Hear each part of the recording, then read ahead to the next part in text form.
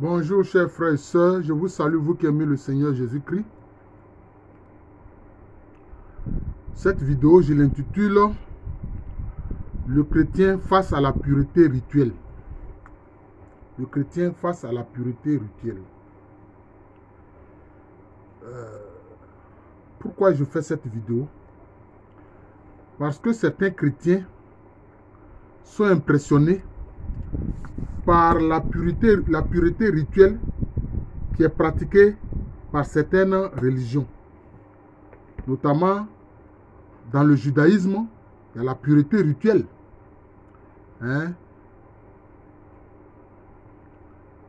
Se laver soigneusement les mains avant de manger.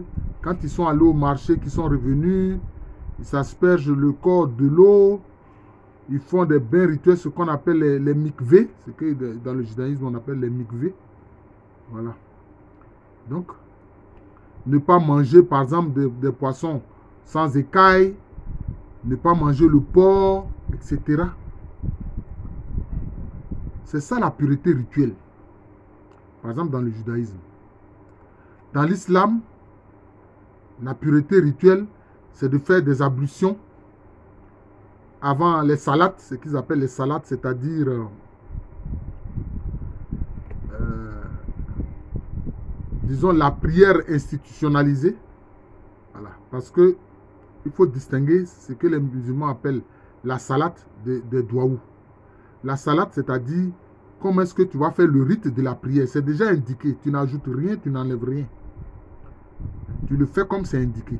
Donc c'est plus un rite qu'une prière. C'est en fait un rite. Voilà. Même si on y prononce des paroles. C'est un rite. On appelle ça la salat. C'est ça la prière des musulmans. Maintenant les douaous, ça c'est maintenant les bénédictions, les recherches de grâce que l'individu demande. C'est ça les douaous. Mais avant de faire la salade, ils prennent les ablutions. Ça peut être la petite ablution comme la grande ablution. Donc cela veut dire que c'est la quête de la pureté rituelle. C'est une pureté rituelle. Ouais.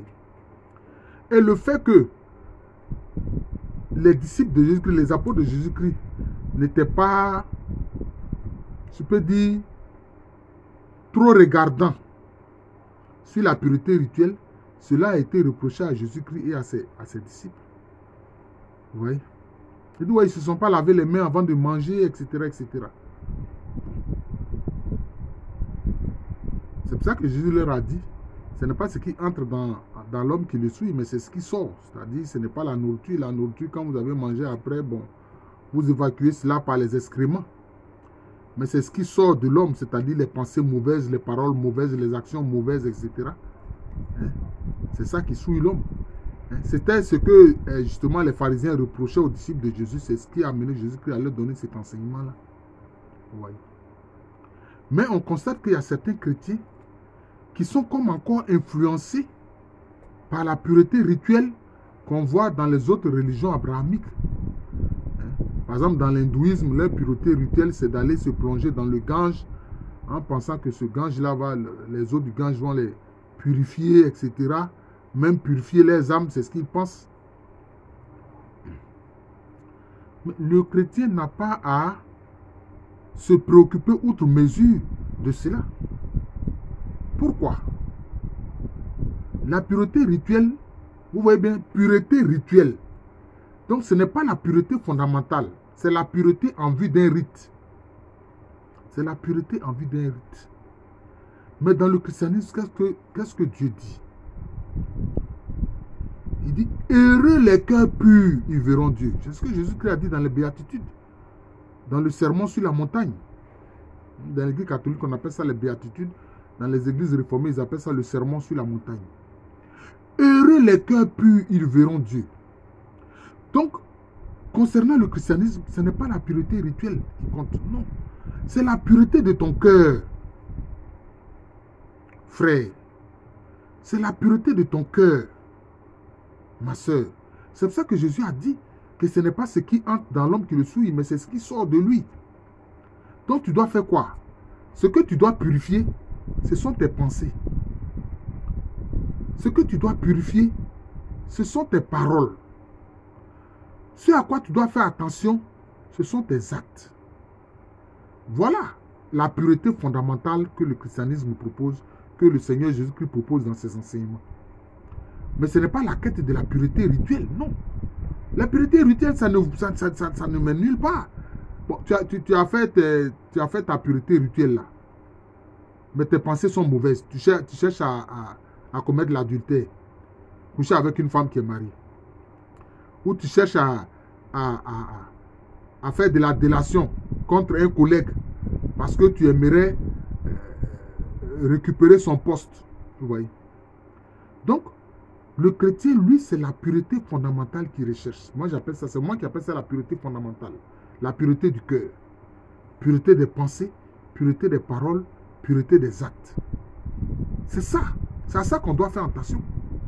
Et c'est ce que Jésus-Christ a donné comme un enseignement. Quelquefois, certains chrétiens laissent de côté la pureté fondamentale et puis ils s'intéressent plutôt à la pureté rituelle. Oui. Ils courent après la pureté rituelle. Non. Le chrétien ne court pas après la pureté rituelle. Ce qu'il recherche, c'est la pureté fondamentale, la pureté du cœur. Heureux les cœurs purs, ils verront Dieu. Vous voyez, ils verront Dieu. Mais aussi, il faut comprendre une chose. Dans le christianisme, il faut simplement exprimer ton intention. Et puis, c'est Dieu qui fait le reste. Enfin, mais Dieu même fait la totalité parce que c'est lui qui te donne la bonne intention. Qu'est-ce que je veux dire par là? Pour que tu aies un cœur pur, qu'est-ce que tu dois faire? Tu demandes au Saint-Esprit de te donner un cœur pur.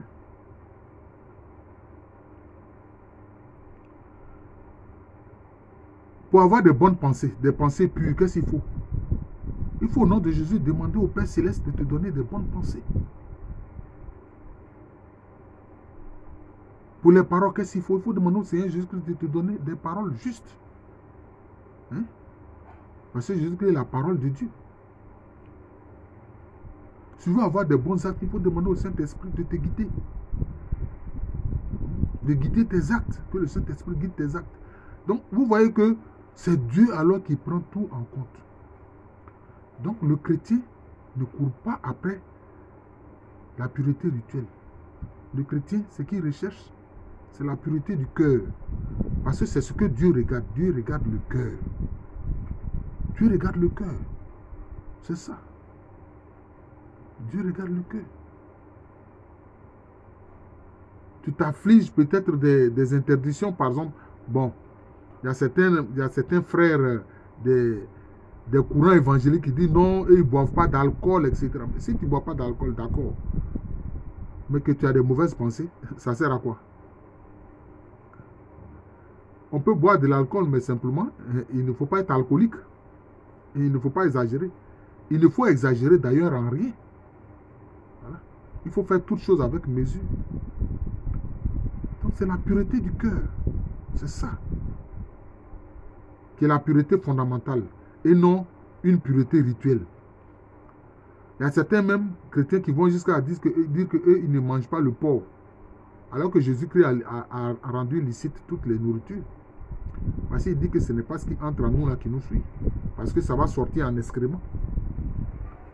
Vous voyez? Mais ce sont nos pensées, ce sont nos paroles, ce sont nos agissements qui peuvent nous suivre. Et c'est à ça que nous devons faire attention en demandant au Seigneur de nous donner un cœur pur, de nous donner des pensées justes, de nous donner des paroles justes et de nous faire poser des actes justes. C'est ça qui est fondamental. Mais pour que tu puisses faire cela, tu demandes cela au Saint-Esprit.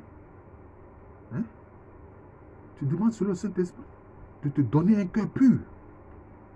Et pourquoi pas même, soyons audacieux.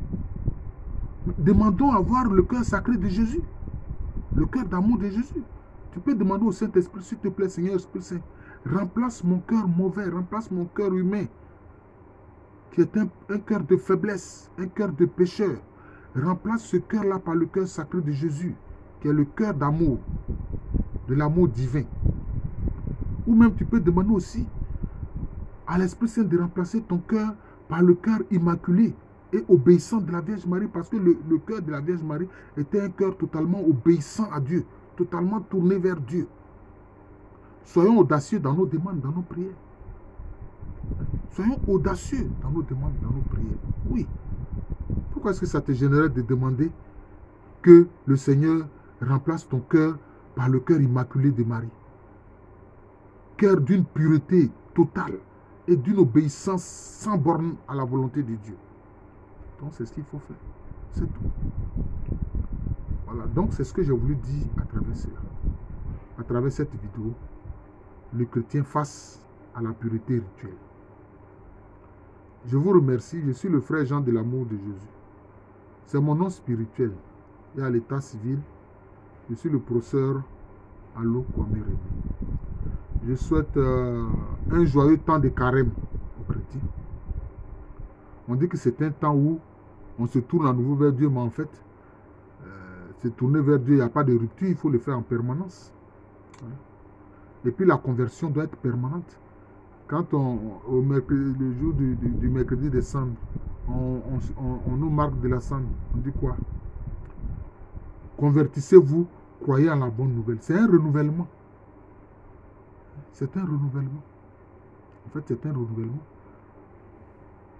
Depuis le temps de notre baptême, nous avons déjà cru en la bonne nouvelle. Nous avons donné notre vie au Seigneur Jésus-Christ. Ici, c'est un renouvellement de notre confiance en Dieu, de notre foi dans l'évangile, la bonne nouvelle de Jésus-Christ, de notre confiance dans le Seigneur Jésus-Christ. C'est un renouvellement. Je vous souhaite à tous un joyeux temps de carême. C'est un temps joyeux. Ce n'est pas un moment de tristesse. Mais le Seigneur nous rappelle le fait que nous devons nous accrocher à la bonne nouvelle. Voilà. Et d'avoir une totale confiance dans la bonne nouvelle de Jésus-Christ. Je vous remercie. Je vous souhaite une bonne journée. À l'état civil, je suis le professeur Allo Kwame Rémy. Voilà. Continuez de vous abonner à cette chaîne YouTube. Jean de l'amour de Jésus, c'est séparé. Jean comme Jean l'évangéliste de l'amour de Jésus.